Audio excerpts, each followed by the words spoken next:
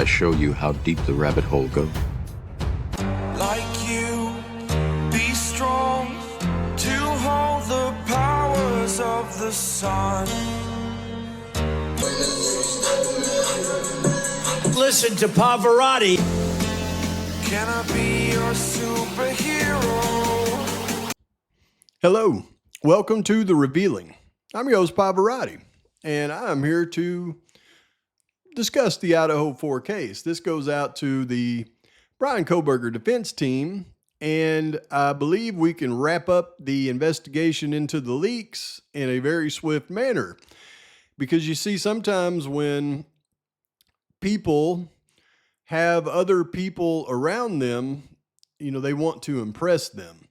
And what happens when somebody wants to impress somebody is they talk big and they let things out that they probably shouldn't have, considering that there's about to be a special prosecutor assigned to investigate leaks into evidence that is being put out there in a case. And it's not the fact that the evidence is being put out there in the case, it's the fact that the evidence is being put out there in the case without having proper cross-examination of the evidence is being put out in a one-sided fashion. And that was the egregiousness of the situation. But sometimes when these things happen, people, loose lips sink ships. And as I was watching the Drunk Turkey show last night, as he interviewed Anjanette Levy, he inadvertently spilled all the beans. So he said that he's had the footage of suspect vehicle 1 same time that Dateline did. He just didn't air it. He also said that he had that 911 call 7 days prior to it being released. And if he had the suspect vehicle video and the 911 call prior to them being leaked, well, then it's safe to say that he got it from the same person that leaked it to Dateline. So the investigation should be very swift. All you got to do is snatch up Daniel. I'm sure he'll give up whoever gave it to him in a very swift manner. He's in constant contact with Steve G, so you can bet he got it from Steve G, just like Gray Hughes got the 911 call from Steve G, probably the video as well. And then all you have to do is get Daniel to spill the beans on G, and then get G to spill the beans on whichever law enforcement personnel leaked that stuff to him. And bam, investigation's over, death penalty is removed from the case, and we can move on as scheduled. Let's listen to the words straight from the horse's mouth. I'll say this, though. I was going to air it, and I didn't get it from law enforcement. Yeah.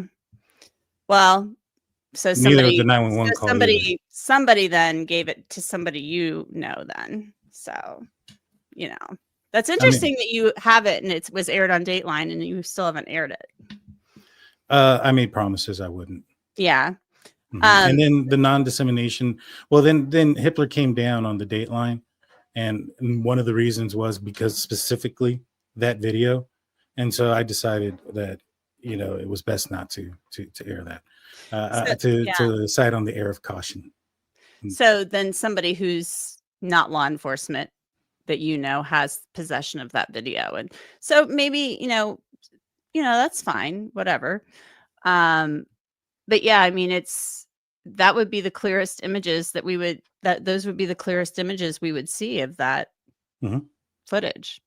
So of the car. I shouldn't say his car because that's a fact in dispute, but of the white car, suspect vehicle 1. So I don't know.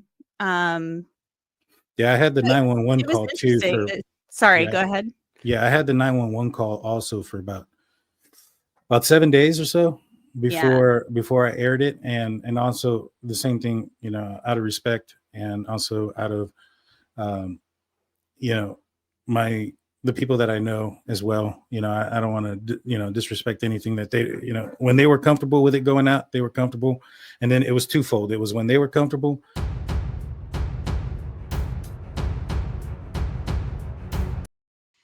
Oh yeah, please like and subscribe to the channel. Post your comments, thoughts, criticisms. Till next time, Pavarotti's out.